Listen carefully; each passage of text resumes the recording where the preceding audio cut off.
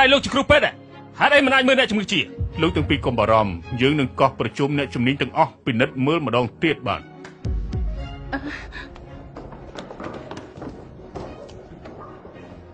អាហ្វុងកូនអត់ភ្ញាក់មើលម៉ាក់ទេអីពេលនេះកូនយ៉ាងម៉េចហើយបាត់ខ្ញុំរៀបរៀងបងទី2គាត់មិនត្រូវម៉ាក់ជ្រុលព្រៃបុកទេ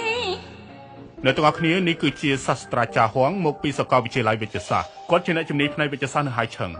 សាស្ត្រាចារ្យហួងសូមពិនិត្យជួយសង្គ្រោះចៅរបស់ខ្ញុំផងណាលោកកុំបារម្ភពេលដែលខ្ញុំមកដល់ខ្ញុំបាននាំពីស្ថានភាពខ្លះហើយខ្ញុំនឹងព្យាបាលអស់ពីសមត្ថភាពសូមគេចេញបន្តិច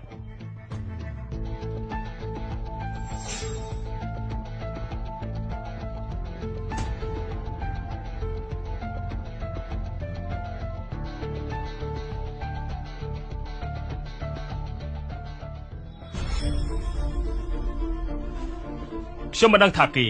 កើតជំងឺអ្វីទេសូមពលលោករកអ្នកជំនាញផ្សេងចុះសាស្ត្រាចារ្យហុងខ្ញុំសូមបអរលោកសូមរកវិធីផ្សេងទៀតទៅសាស្ត្រាចារ្យដរាបណាជួយសង្គ្រោះចៅប្រុសរបស់ខ្ញុំបានតកូលសៀវនឹងតបស្នងយ៉ាងធំធេងគឺពួកឯងជាអ្នកបង្កបញ្ហា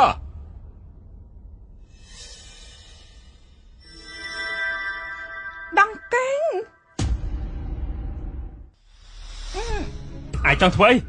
លើក្បាលបងទី2មានដង្កេងដង្កូវបើមិនមែនតែសាយប្រុសក៏មិននៅទីនេះដែរអាជាឯងគួរតែគិតឲ្យច្បាស់មុននឹងនិយាយពួកច្បាស់តែស្គាល់ផ្លូវក្លំមកវិញហើយហេតុអីចាំមិនបង្កើតរឿងថាមានចាំដំផ្លូវធ្វើឲ្យប៉ាម៉ាក់មិនហ៊ានដើរតាមបើមិនចឹងទេបងប្រុសត្រូវមកជូនចុះពីលើភ្នំតាំងពីយូរហើយក៏មិនអាចជាពេលកាប់ជាបាលដែរគេចាប់តជួយទូមិនបានកុហកទេចាំនិយាយអ្នកណាជឿអីហេតុអីក៏មិនប្រាប់ជឿនឹងប្រាប់សៀមានតែដែលលឺនិយាយទូកូនអត់ខុសទេកុំស្ដាប់គេនិយាយតែផ្ដាស់អាជានិយាយត្រូវហើយបើមិនមែនឯសាទូអាហ្វុងមិនត្រូវពេទ្យបង្អាក់ការព្យាបាលទេពេលនេះឲ្យគេនៅអត់ទាន់ដឹងខ្លួនដូច្នេះពួកឯងឆាប់នាំទូចេញពីទីនេះទៅ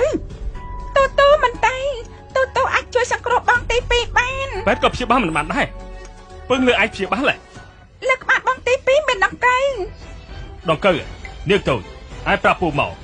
ដង្កូវដែលឯងបានឃើញមានរូបភាពយ៉ាងម៉េចដង្កូវតូចវែងកំពុងតែលូនលើក្បាលបងទី2ឬមួយជាប៉ារ៉ាស៊ីតសាស្ត្រាចារ្យរបួសនៅទីវាលបើសម្អាតមួយរបួសមិនបានស្អាតទាន់ពេលទេនឹងឆ្លងប៉ារ៉ាស៊ីតពិតមែនហើយប៉ុន្តែរោគសញ្ញានៃប៉ារ៉ាស៊ីតគឺឈឺចាប់អ្នកជំងឺសន្លប់មិនដឹងខ្លួនរោគសញ្ញាដូចជាមិនត្រូវទេទូប្រកាសជាឃើញតកៅពិតមែននៅលើក្បាលបងទី2មានដង្កូវកំពុងតែមានទូបានឃើញដង្កូវ